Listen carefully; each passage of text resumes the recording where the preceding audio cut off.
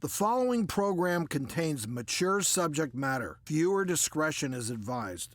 Chris Watts brutally strangles his pregnant wife and 2 daughters. Ohio man shoots ex-wife and her husband. 55-year-old kills wife in Wisconsin.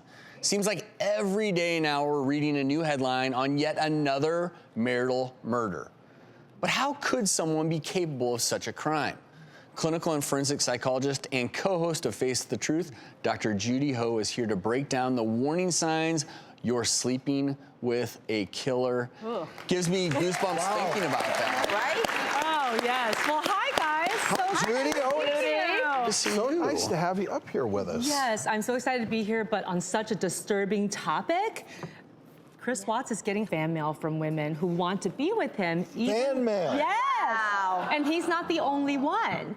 And unfortunately, even though the rates of killing one's partner is down since the 1970s, females really make up predominantly most of the victims. So they're 70% of the victims. What are some warning signs where if you're maybe noticing certain behaviors, you need to look out for these?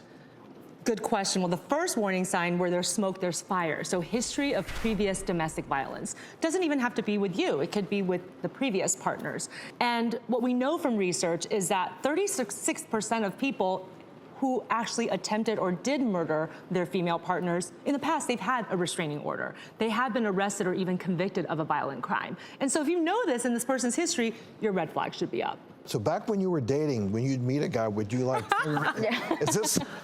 what is this guy capable of? I gotta tell you guys, now that I have the knowledge that I do, I wonder in my 20s if I have dated a psychopath. And I dated this person for over a year. So I'm still alive though, I'm good, I'm here. Yeah.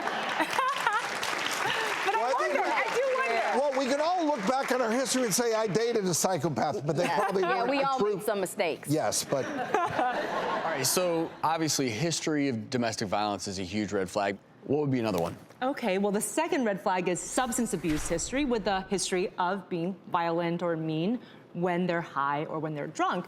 And studies do show that 50% of people who are convicted of murder, they were drinking at the time of the crime. They were intoxicated. They weren't just having one drink, they were sometimes having up to 18 drinks.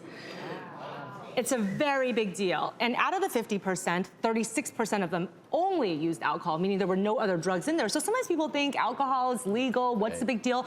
But it disinhibits you. And if you tend to be angry when you're disinhibited, that's a huge risk. And you combine that with this third one, which this seems like a big red flag. Sometimes we don't think about it in such terms, but jealousy?